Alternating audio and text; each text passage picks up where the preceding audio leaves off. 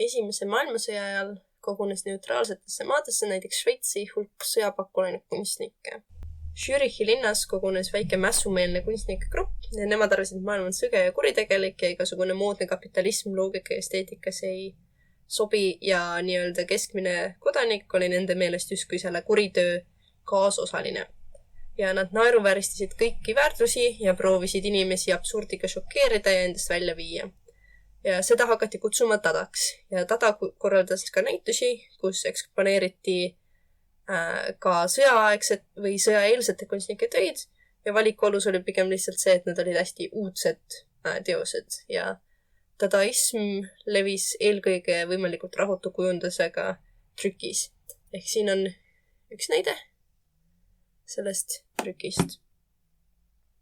Ja Hans Arp, kes oli Šveitsis selle liikumise juht ja hiljem Prantsusmaal, siis tema tegi selliseid näiteks puulõikeid ja hiljem hakkas tegema skulptuure, mis olid sellised kahtlased. Aga sama tüüpi, kuid veel äärmuslikum kunst sündis New Yorgis.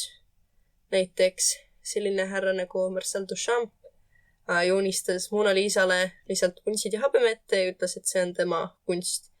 Ja tema viis ka näitusesaali erinevaid vabrikutooteid. Näiteks siin on üks pissuaar, mille ta keeras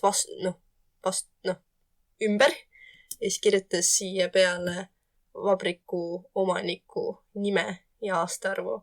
Ja seda kunsti, mis on lihtsalt nagu vabriku toode, mis tuuakse kohale, selle nimi on ready-made kunst. Ja kuna ta on tsitaatsõna, siis jooned alla. Ja seda ta kutsus purskkaevuks.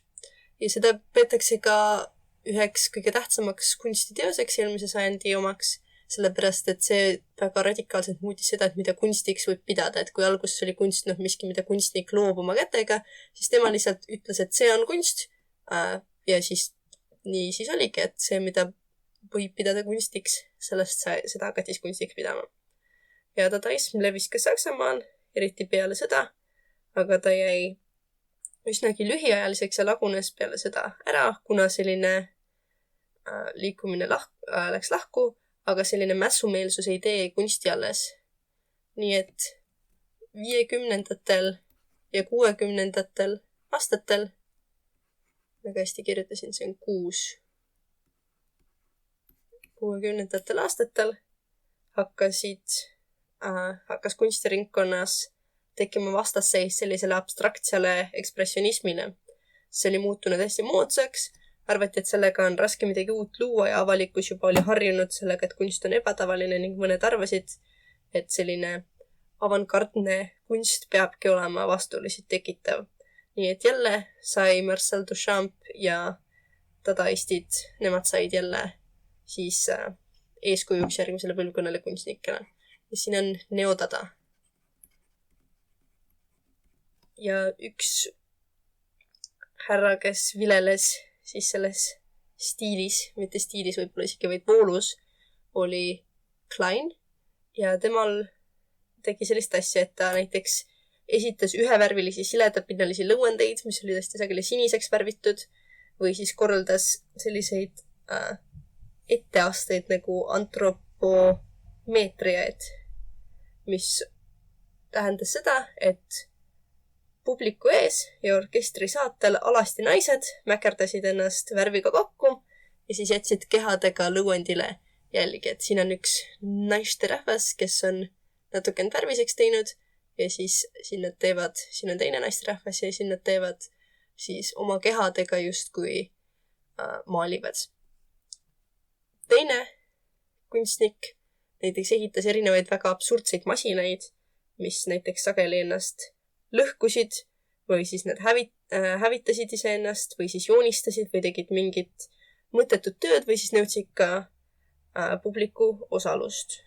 Ja üks uus, kes võib öelda kunstiliik, aga viis, kuidas kunsti teha, oli, et hakati looma erinevaid kolmemõõtmelisi töid, mida päris skulptuuriks pidada ei saa. Ja harilikult need olid mingist ära visatud mitteväärtuslikust materjalist. Näiteks siin on autoprakist kokku pressitud selline asi, mis ei ole päris skulptuur, selle nimi on Brut ja selliseid teoseid kutsutakse assamblaažideks.